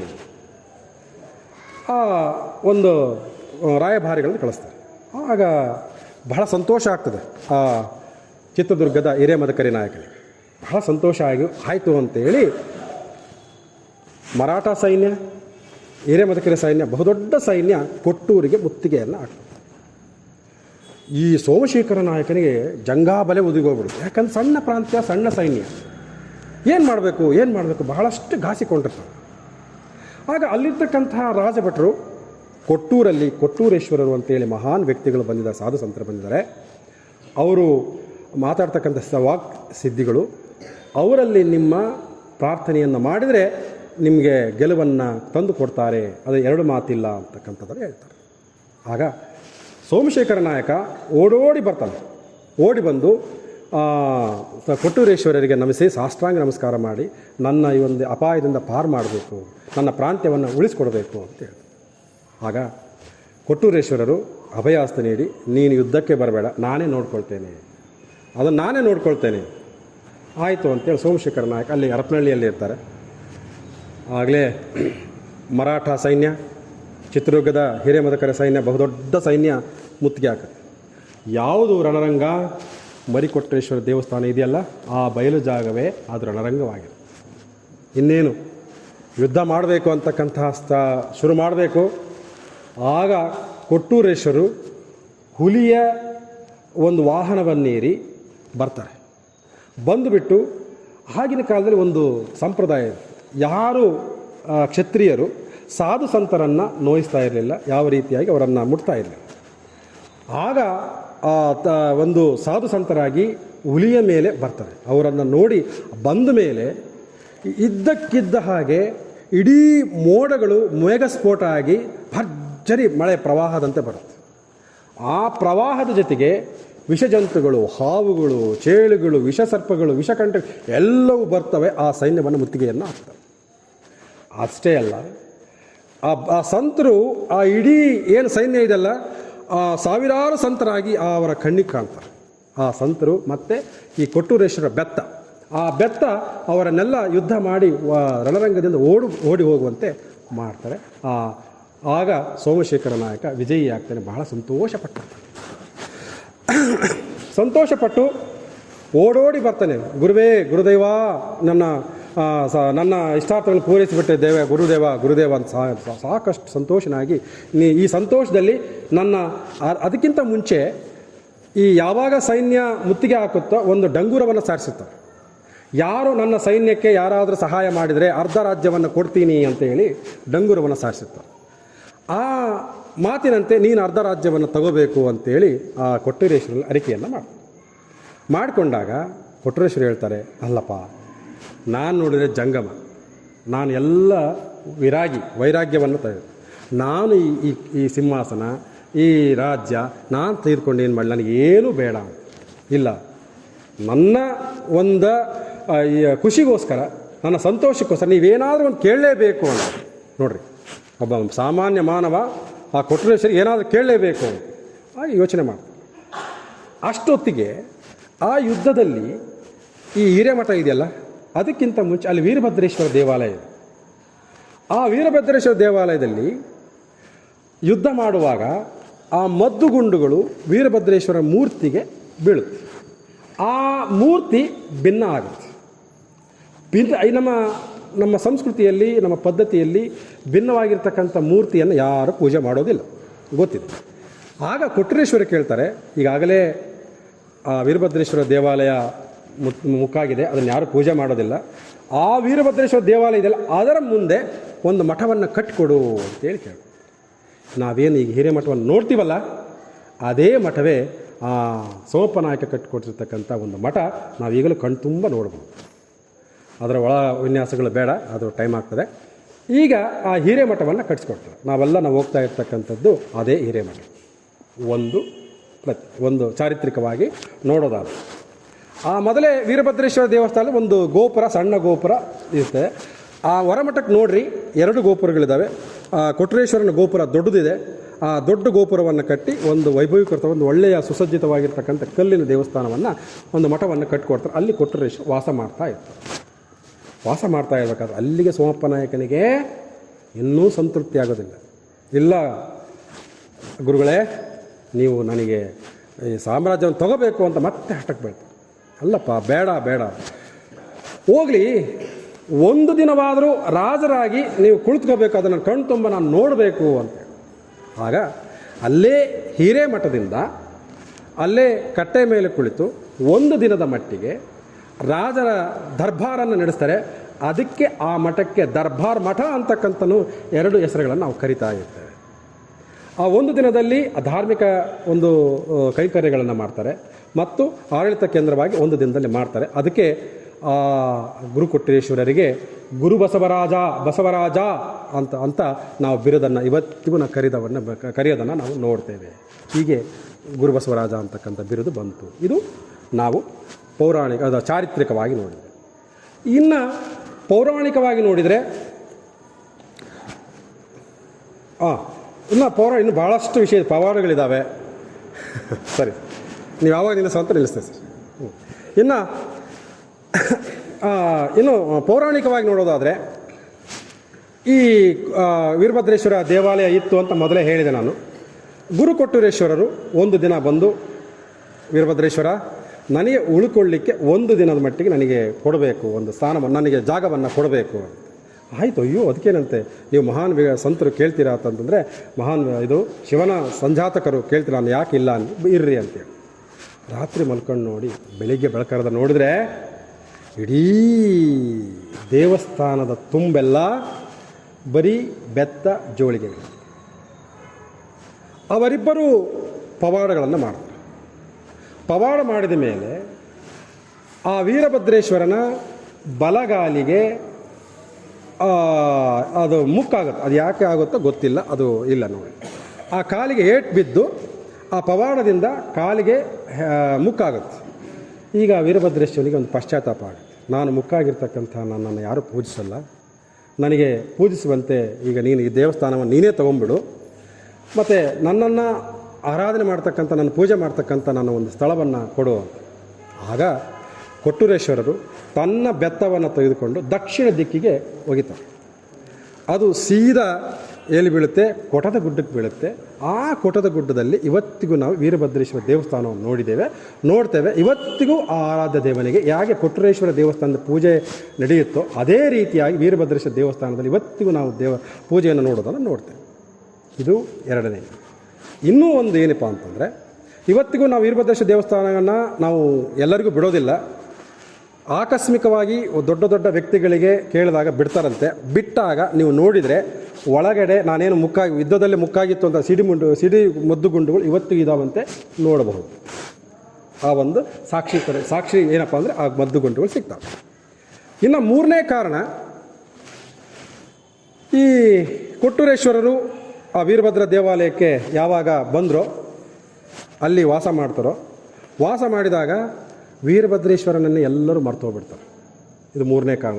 ಅದಕ್ಕೂ ಇದಕ್ಕೂ ಸಂಬಂಧ ಇಲ್ಲ. ಸ್ವಲ್ಪ ಎಲ್ಲರೂ ಮರ್ತೋಗ್ಬಿಡ್ತಾರೆ. ಎಲ್ಲರೂ ಕೊಟ್ಟರೇಶ್ವರ ದೇವಾಲಯ, ಕೊಟ್ಟರೇಶ್ವರ ದೇವಸ್ಥಾನ, ಯಾಕಂತಂದರೆ ಇವರು ಪವಾಡಗಳಿಂದ ಧರ್ಮ ಜಾಗೃತಿಯನ್ನು ಉಂಟು ಮಾಡಿ ಪವಾಡಗಳಿಂದ ಹೆಸರುವಾಸಿಯಾಗಿರ್ತಕ್ಕಂಥ ಕೊಟ್ಟರೇಶ್ವರರು, ಅದು ಕೊಟ್ಟರೇಶ್ವರ ದೇವಾಲಯ, ಈ ದೇವಸ್ಥಾನ ಅಂತೇಳಿ ಎಲ್ಲರೂ ಕೊಟ್ಟರೇಶ್ವರ ನೆನೆಸ್ಕೊಂಡು ಬರ್ತಾ ಇರ್ತಾರೆ. ವೀರಭದ್ರೇಶ್ವರನ ಮರ್ತು ಬಿಡ್ತಾರೆ. ಇದು ವೀರಭದ್ರೇಶ್ವರರಿಗೆ ಒಂದು ಜಿಜ್ಞಾಸೆ ಆಗುತ್ತೆ, ಅರೆ ನನ್ನನ್ನು ಜನ ಮರ್ತು ಬಿಟ್ಟರು ಅಂತ. ಆಗ ಕೊಟ್ಟರೇಶ್ವರ ಕೇಳ್ತಾರೆ, ಕೊಟ್ಟರೇಶ್ವರ, ನನಗೆ ನೀನೇ ಈ ಮಠವನ್ನು ಇಟ್ಕೊಂಡ್ಬಿಡು, ನನ್ನನ್ನು ಪೂಜೆ ಮಾಡ್ತಕ್ಕಂಥ ಜನರು ಮರ್ತೋಗ್ಬಿಟ್ಟಿದ್ದಾರೆ, ನಾನು ನನ್ನ ಸ್ಥಳವನ್ನು ನೋಡ್ಕೊಂಡು ಹೋಗ್ತೇನೆ ಅಂತೇಳಿ ಆ ಚೌಡಮ್ಮ ಮತ್ತು ವೀರಭದ್ರೇಶ್ವರ ಇಬ್ಬರು ಹೋಗ್ತಾ ಇರ್ತಾರೆ. ದಕ್ಷಿಣ ದಿಕ್ಕಿಗೆ ಹೋಗ್ತಾ ದಾರಿಯಲ್ಲಿ ನಡೆದು ಸುಸ್ತಾಗಿ ಮಡ್ರಳ್ಳಿ ಅಂತ ಗ್ರಾಮ ಇದೆ. ಆ ಮಡ್ರಳ್ಳಿ ಗ್ರಾಮಕ್ಕೆ ಬರ್ತಾರೆ. ಆ ಮಡ್ರಳ್ಳಿ ಗ್ರಾಮ ಬಹಳ ಸಣ್ಣ ಗ್ರಾಮ. ಅಲ್ಲಿ ಒಂದು ಕಟ್ಟೆಯ ಮೇಲೆ ಕುಳಿತುಕೊಳ್ತಾರೆ ಸುಸ್ತಾಗಿ, ನೀರಡಿಕೆ ಆಗಿರುತ್ತೆ, ಸುಸ್ತಾಗಿರುತ್ತೆ. ಆಗ ಅದೇ ತಾನೇ ಹೊಲದಿಂದ ಒಬ್ಬ ಸಾಧ್ವಿ ಹೆಣ್ಮಗಳು ಬರ್ತಾಳೆ. ಇವರು ಮಡ್ರಳ್ಳಿ ಚೌಡಮ್ಮ ಮತ್ತು ವೀರಭದ್ರೇಶ್ವರರು, ಮಡ್ರಳ್ಳಿ ಚೌಡಮ್ಮ ಆಗಿಲ್ಲ, ಬರೀ ಚೌಡಮ್ಮ, ಅವರು ನೀರನ್ನು ಮತ್ತು ಆಹಾರವನ್ನು ಒಟ್ಟಾಸ್ತಿದೆ, ನಮಗೇನಾದರೂ ಆಹಾರವನ್ನು ಕೊಡು. ಆಯಮ್ಮ ಒಳಗೆಲ್ಲ ಹುಡುಕಾಡ್ತಾಳೆ, ಏನೂ ಸಿಗೋದಿಲ್ಲ. ಇಲ್ಲ ತಾಯಿ, ತಾವು ನಲ್ಕೊಂಡು ಬಂದಿದ್ದೀರಿ, ಆದರೆ ನನ್ನಲ್ಲಿ ಏನೂ ಇಲ್ಲ, ನಾನು ಹೇಗೆ ಕೊಡಲಿ ಅಂತ ಹೇಳ್ತಾರೆ. ಇಲ್ಲ, ಮತ್ತೊಮ್ಮೆ ನೀನು ಹುಡುಕು, ಏನಾದರೂ ಸಿಗಬಹುದು ಅಂತ. ಎಲ್ಲ ಹುಡುಕಾಡ್ತಾನೆ. ಹುಡುಕಿದಾಗ ಒಂದೇ ಒಂದು ರಾಗಿ ಕಾಳು, ಇನ್ನೊಂದು ಜೋಳದ ಕಾಳು ಸಿಗುತ್ತೆ. ಅಮ್ಮ ತಾಯಿ ಎರಡೇ ಸಿಕ್ಕಿದ್ದು ಇಲ್ಲ, ಅದನ್ನೇ ನೀನು ಮಡಿಕೆಯಲ್ಲಿ ಹಾಕಿ ನೀನು ಬೇಯಿಸ್ಕೊಂಬ, ನೀರನ್ನು ಹಾಕು ಅಂತ ಹೇಳ್ತಾರೆ. ಅದೇ ರೀತಿಯಾಗಿ ಒಂದು ರಾಗಿ ಕಾಳು ಒಂದು ಮಡಿಕೆಯಲ್ಲಿ ಮತ್ತೊಂದು ಕಾಳು ಜೋಳದ ಕಾಳನ್ನು ಹಾಕಿ ಅಡುಗೆಯನ್ನು ಮಾಡ್ತಾರೆ, ನೀರನ್ನು ಹಾಕಿ. ಅದನ್ನು ತೆಗೆದು ನೋಡಿದಾಗ ಬಿಸಿ ಬಿಸಿ ಅಂಬಲಿ ಆಗಿರುತ್ತೆ, ಬಿಸಿ ಬಿಸಿಯಾಗಿರ್ತಕ್ಕಂಥ ಅಂಬಲಿ ಆಗಿರುತ್ತೆ. ಅದನ್ನೇ ತಂದು ಇವರಿಬ್ಬರಿಗೂ ಆಹಾರವನ್ನು ಕೊಟ್ಟು ಸಂತೃಪ್ತಿಯನ್ನು ಗೊಳಿಸ್ತಾರೆ. ನೀರನ್ನು ಕೊಟ್ಟು ಅವರು ಸಂತೃಪ್ತರಾಗಿ ಇನ್ನೇನು ಹೊರಡೋಣವೇ ಅಂತ ವೀರಭದ್ರೇಶ್ವರ ಕೇಳ್ತಾರೆ. ಆಗ ಚೌಡಮ್ಮ ಹೇಳ್ತಾರೆ, ನನಗೆ ಹಸಿದಿದ್ದಾಗ ಯಾರು ಆಹಾರವನ್ನು ಕೊಟ್ಟಿರ್ತಕ್ಕಂಥವ್ರು ಹಸಿದವರಿಗೆ ಆಹಾರವನ್ನು ಕೊಟ್ಟರೆ ನೆನೆಸ್ಕೊತಾರೆ. ಈ ಅಮ್ಮ ಬಡತಂದಿದ್ದಾರೆ, ನಾನು ಈ ಮಧ್ಯದಲ್ಲಿ ನಾನು ಬಿಟ್ಟು ಬರೋದಿಲ್ಲ, ಇವರನ್ನು ನಾನು ಸುಖವಾಗಿಡಬೇಕು, ಇವರನ್ನು ಅಭಿವೃದ್ಧಿಗೊಳಿಸಬೇಕು, ನಾನು ಇವರನ್ನು ಕಾಪಾಡಬೇಕು, ನಾನು ಬರೋದಿಲ್ಲ. ಮತ್ತು ಈ ಗ್ರಾಮವನ್ನು ಸಹ ನಾನು ಉದ್ಧಾರವನ್ನು ಮಾಡಬೇಕು, ಇಲ್ಲ ನಾನು ಇಲ್ಲೇ ಇರ್ತೇನೆ, ಮತ್ತು ನೀನು ಯಾವಾಗ ಬರ್ತೀನಿ, ನಾನು ತಿಳಿದಾಗ ಬರ್ತೀನಿ ಅಂತೇಳಿ ಆ ಚೌಡಮ್ಮ ಆ ಮಡ್ರಳ್ಳಿಯಲ್ಲೇ ಉಳ್ಕೊಳ್ತಾಳೆ. ಅದಕ್ಕೆ ಇವತ್ತಿಗೂ ನಾವು ಮಡ್ರಳ್ಳಿಯಲ್ಲಿ ಚೌಡಮ್ಮನನ್ನು ಇವತ್ತು ನೋಡಬಹುದು. ರಥೋತ್ಸವ ಆದಮೇಲೆ ನಂತರ ಕೆಲವು ದಿನಗಳ ನಂತರ ಇಲ್ಲಿಂದ ಮಡ್ರಳ್ಳಿ ಚೌಡಮ್ಮನಿಗೆ ಪೂಜೆಯನ್ನು ಹೋಗ್ತಾರೆ, ನಾವು ನೋಡ್ಬೋದು. ಒಂದು ತಂಡ, ಅದು ಯಾವ ತಂಡ ಗೊತ್ತಿಲ್ಲ, ಅದು ನಿಮ್ಮ ಊಹೆ ಬಿಟ್ಟು. ಅದಕ್ಕೆ ಮಡ್ರಳ್ಳಿ ಚೌಡಮ್ಮಳಾಗಿ ಅಲ್ಲಿ ಸ್ಥಾಪಿತವಾಗ್ತದೆ. ಇನ್ನು ವೀರಭದ್ರೇಶ್ವರರು ಒಬ್ಬರೇ ಹೋಗ್ತಾ ಇರ್ತಾರೆ ಆ ದಕ್ಷಿಣ ದಿಕ್ಕಿ. ಹೋಗ್ತಾ ಇರಬೇಕಾದ್ರೆ ಅಲ್ಲಿ ಕೊಟ್ಟೂರಿನಿಂದ ಕೊಡದಗುಡ್ಡಕ್ಕೆ ಒಬ್ಬ ಹೆಣ್ಣನ್ನು ಮದುವೆ ಮಾಡಿಕೊಟ್ಟಿರ್ತಾರೆ. ಆಕೆ ಬಹಳ ಶಿವಭಕ್ತೆ. ಆ ಕೊಡದಗುಡ್ಡ ಮೊದಲು ಬರೀ ಎರಡು ಮನೆಗಳಿರ್ತಕ್ಕಂಥ ಒಂದು ಗ್ರಾಮ.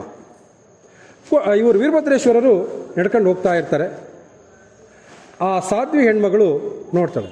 ಈಗಾಗಲೇ ವೀರಭದ್ರೇಶ್ವರ ದೇವಾಲಯದಲ್ಲಿ ವೀರಭದ್ರೇಶ್ವರನ್ನು ನೋಡಿದ್ವಿ, ಇಲ್ಲಿ ತವರು ಮನೆಯಲ್ಲಿ. ನೋಡಿದಾಗ ಅಯ್ಯೋ ವೀರಭದ್ರೇಶ ಎಲ್ಲಿಗೆ ಹೋಗ್ತಿ, ಬಾ ಬಾ ಬಾ ಅಂತ ಕರಿತಾಳೆ. ಇಲ್ಲ, ನಾನು ಬರೋದಿಲ್ಲ, ನನಗೆ ಇಲ್ಲ, ನಾನು ನಿನಗೆ ಪೂಜೆಯನ್ನು ಮಾಡ್ತೇನೆ, ನಾನು ನಿನಗೆ ಪೂಜೆಯನ್ನು ಮಾಡ್ತೇನೆ, ನಾನು ನಿನಗೆ ದಿನವೂ ನೈವೇದ್ಯವನ್ನು ಮಾಡ್ತೇನೆ, ನೀನು ಎಲ್ಲಿ ಹೋಗಬೇಡ, ನಾನು ನಿನ್ನನ್ನು ನೋಡ್ಕೊಳ್ತೇನೆ, ದಯಮಾಡಿ ಇಲ್ಲೇ ಇರಬೇಕು ಅಂತೇಳಿ ನಮಸ್ಕಾರವನ್ನು ಮಾಡಿ. ಆಗ ವೀರಭದ್ರೇಶ್ವರರು ಮನಸ್ಸು ಮಾಡಿ ಕೊಡದಗುಡ್ಡದಲ್ಲಿ 2 ಗುಡ್ಡಗಳಿದ್ದಾವೆ, ಒಂದು ಸಣ್ಣದ ಗುಡ್ಡ, ಇನ್ನೊಂದು ದೊಡ್ಡ ಗುಡ್ಡ ನೋಡಿದ್ದೀವಿ. ಆ ದೊಡ್ಡ ಗುಡ್ಡದಲ್ಲಿ ವಾಸವಾಗಿರ್ತಾರೆ. ಕಾಲಕ್ರಮೇಣ ಆಯಮ್ಮ ಆ ಸಾಧ್ವಿ ಹೆಣ್ಮಗಳು ಗರ್ಭಿಣಿ ಆಗ್ತಾಳೆ. ದಿನವೂ ಕೊಡವನ್ನು ಹೊತ್ಕೊಂಡು ದಿನವೂ ಪೂಜೆ ಮಾಡೋದು ಹತ್ತ ಭಾಳ ಕಷ್ಟ ಆಗ್ತದೆ. ದಿನವೂ ಕೇಳ್ತಾಳೆ ಆ ಕಷ್ಟವನ್ನು ನೋಡಿಕೊಂಡು, ವೀರಭದ್ರೇಶ, ಅಲ್ಲಪ್ಪ, ನನ್ನ ಕಷ್ಟವನ್ನು ನೋಡಿಕೊಂಡು ನೀನು ಸುಮ್ಮನಿದೆಯಾ, ಯಾಕಪ್ಪ ಈ ಸಣ್ಣ ಗುಡ್ಡಕ್ಕೆ ಬರಬಾರ್ದಾ, ಬಂದರೆ ನನಗೂ ಒಂದು ಕಷ್ಟ ನೀಗ್ತದೆ. ಆಗ ಆ ವೀರಭದ್ರೇಶ್ವರರು ಆ ದೊಡ್ಡ ಗುಡ್ಡದಿಂದ ಸಣ್ಣ ಗುಡ್ಡಕ್ಕೆ ಆಯಮ್ಮನ ಸಮೇತವಾಗಿ ಆ ಕೊಡದ ಸಮೇತವಾಗಿ ಬಂದಾಗ ಆ ತುತ್ತ ತುದಿಯಲ್ಲಿ ವೀರಭದ್ರೇಶ್ವರ ನೆಲೆಸ್ತಾರೆ.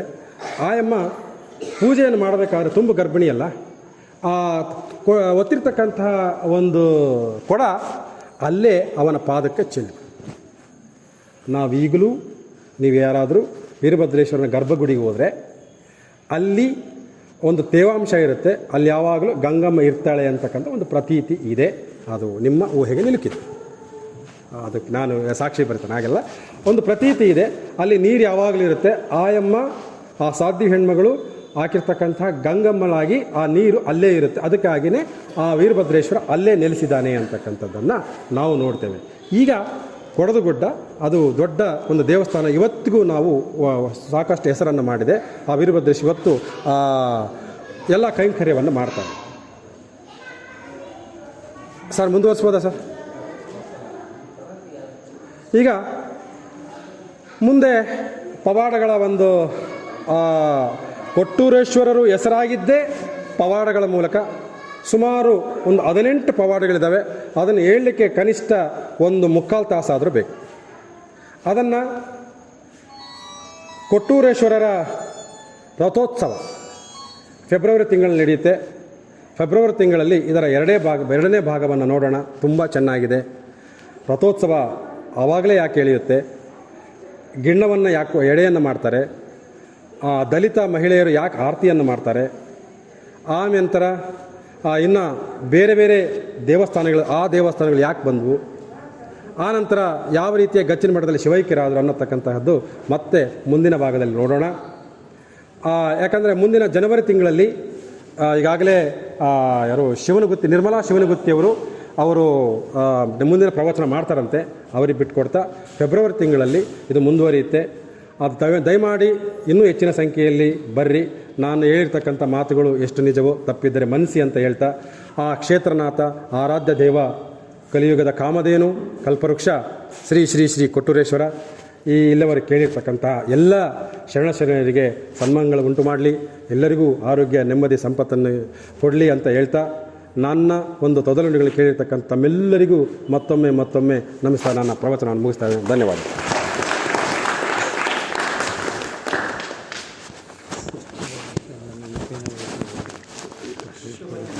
ಹೌದಾ ಸರ್?